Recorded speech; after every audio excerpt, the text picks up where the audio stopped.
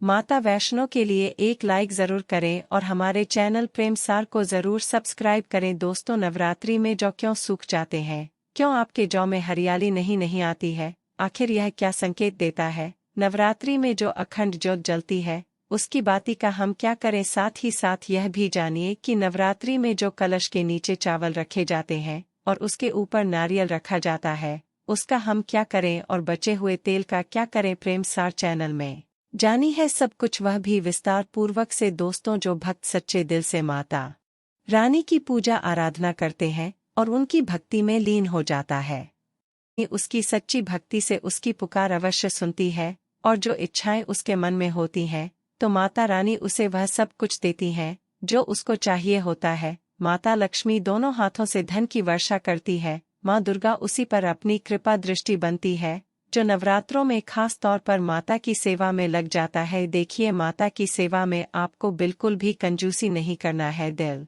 खोलकर माता रानी की सेवा करें, जितना हो सके माँ को प्रसन्न करने में लग जाए। साल भर के इस त्योहार में माता धरती पर आती है और उसी पर कृपा दृष्टि बनती है। जो माता को सच्चे हृदय से प्रसन्न करता है उसे रंग से राजा बनाकर ही जाती है।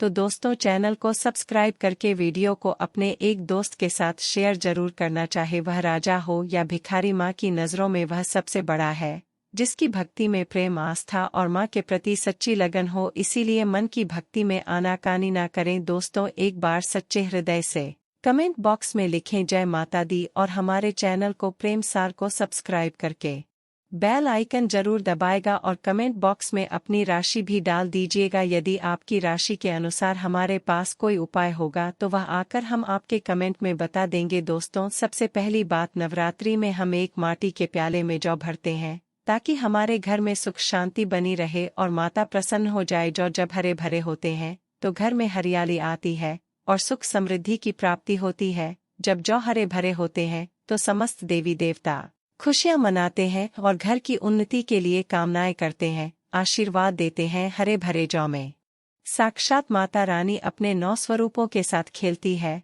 और घर में सुखों की बारिश होती है तथा धन की बारिश होती है। और जिस घर में जौ के अंदर से हरियाली नहीं आती है तो उसे घर में पहले ही पता चल जाता है कि अब आपके घर में गरीबी आने वाली है तथा परेशानियां आने वाली है, क्योंकि आपने पूजा पाठ में कोई ऐसी गलती कर दी होगी जिसके कारण जौ में हरियाली नहीं आ पाई। देखिए, आपको बता दे, हैरानी वाली बात तो है, बिना पानी के माटी में जौ डालते ही उग जाते हैं, वह भी बिना देखभाल करे हरियाली उसमें निकल आती है। लेकिन जब हम कलश स्थापना करते हैं और जब होते हैं तो यह बहुत ही सोचने समझने वाली बात है कि आपकी देखरेख में और जबकि आपने पानी बराबर दल परिवार ने अच्छे से देखा, फिर भी ऐसा होने के बाद जब उसमें जौ न निकले तथा हरियाली न जो, तो समझ ले साक्षात माता रानी आपसे नाराज है, क्रोधित हो चुकी है। माता रानी अपनी संतान को सदैव माफ कर देती है।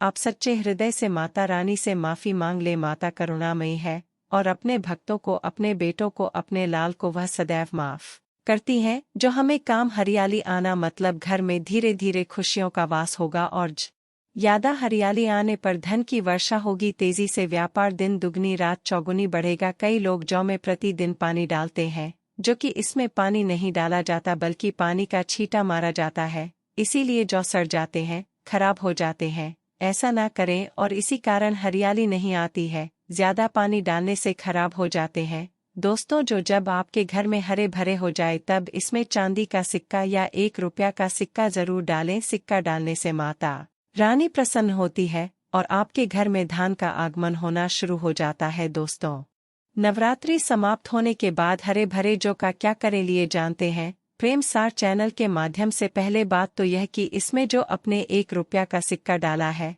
उसे आप अपने धन रखने के स्थान पर रख लें, इससे धन में बढ़ोतरी होती है। दोस्तों, और अंत में नवरात्रि समाप्त होने के बाद इन जौ में से थोड़े पत्ते माता रानी के प्रसाद के स्वरूप में पूरे परिवार को खिलाएं। इसके पेट खाना बहुत ही शुभ और मंगलकारी माना जाता है।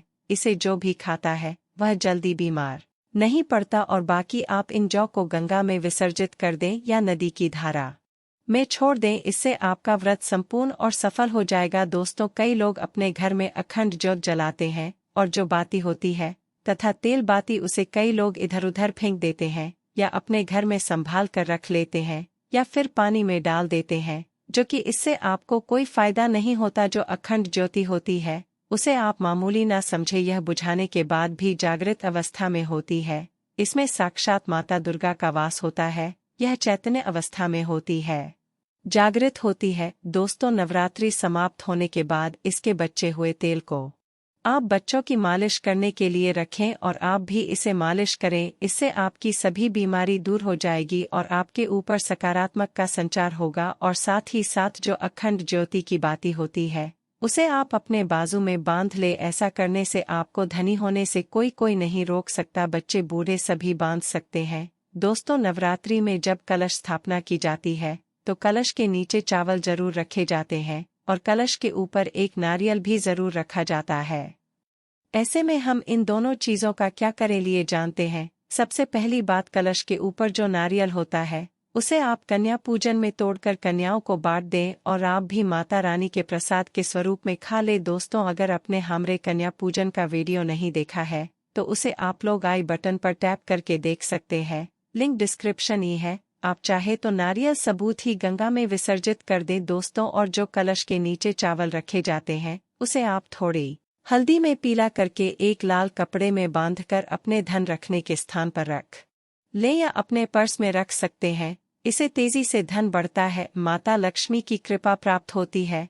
और बाकी चावलों को आप पक्षियों को डाल दें या गंगा में विसर्जित कर दें। दोस्तों, और भूल कर भी यह गलती कभी मत करना, गंगा में कचरा आदि धूप बत्ती के डिब्बे माचिस की डिब्बी भूल कर भी मत डालना। सड़े गले फूल गंगा में नहीं डालना चाहिए। इससे उल्टा व्यक्ति नरक में चला जाता है और परिवार में गरीबी का वास हो जाता है। गंगा मैया क्रोधित हो जाती है और श्राप देती है, इसीलिए ऐसा घोर पाप कभी मत करना। इसके पीछे एक कथा है। जब गंगा मैया भगवान शिव से शिकायत लेकर पहुंची तब भगवान शिव कहते हैं, जो मनुष्य गंगा को मेला करेगा वह कभी पवित्र नहीं कहलाएगा, वह हमेशा नरक में भट्ट रहेगा, उसे मोक्ष प्राप्त नहीं होगा, वह नरक के भांति है, इसी पृथ्वी लोक में भ्रमण करता रहेगा। इसीलिए गंगा को मैला नहीं करना चाहिए, नहीं तो आपका समस्त पुण्य नष्ट हो जाएगा, आपका पुण्य भूत पिशाच को प्राप्त हो जाएगा। दोस्तों, अगर आपको माता रानी की चुनरी उपहार में मिली है, जैसे जागरण आदि से या किसी पंडाल से या धार्मिक यात्रा से, तो ऐसी माता की चुनरी बहुत ही शुभ मानी जाती है।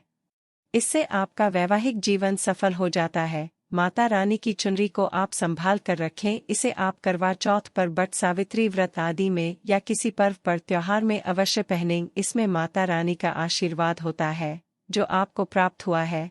ऐसी चुनरी सदैव संभाल कर रखें क्योंकि माता की चुनरी जागृत अवस्था में होती है।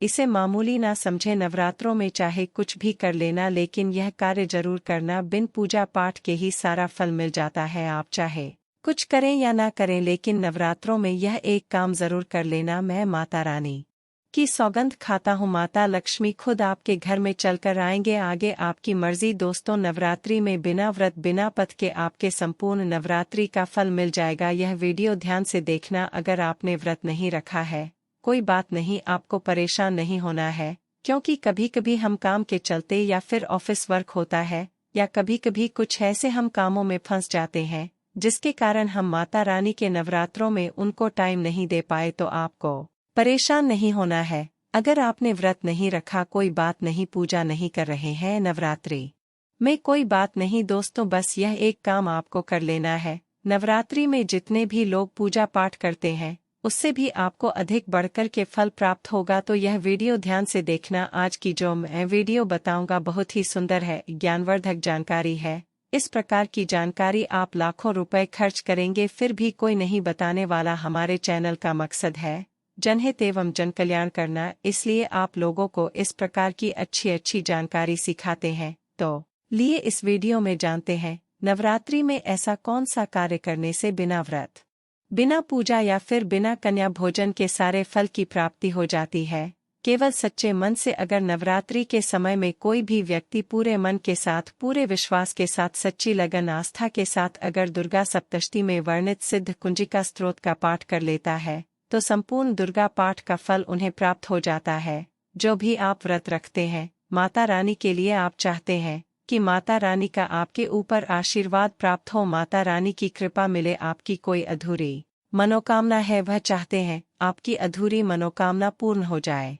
सरकारी नौकरी हेतु पितृ दोष, राहु दोष, मंगल दोष, कर्ज दोष, शनि दोष, कर्ज का दोष, गरीबों का दोष मात्रा पल भर में दूर होगा। तो अगर आपने नवरात्रि का व्रत रखा है तो वह सारे फल अगर आप चाहते हैं और उसका 1000 गुना फल प्राप्त हो जाए तो नवरात्रि के समय में दुर्गा सप्तशती का पाठ जरूर करना। और जो लोग नवरात्रि का व्रत नहीं रखे हैं, किसी कारणवश उन्हें टाइम नहीं मिल पाया है, ऐसे व्यक्ति दुर्गा सप्तशती में वर्णित सिद्ध कुंजी का स्रोत का पाठ जरूर करना। पूर्ण रूप से आपको नवदुर्गा माता का पूजा पाठ करने से, नवदुर्गा के 9 दिन व्रत करने से, कन्या भोजन करने से जो फल प्राप्त होता है दोस्तों, केवल इस पाठ को सच्चे मन से अगर एक दिन अगर आप जो है नवरात्रि के दिन एक दिन बस केवल आप जो है बैठ करके जप लेते हैं तो पूर्ण रूप से आपको फल प्राप्त हो जाता है। मैं आप लोगों को बताना चाहूँगा, जो लोग समर्थन है ऐसे लोगों को कन्या पूजन भी जरूर करना चाहिए।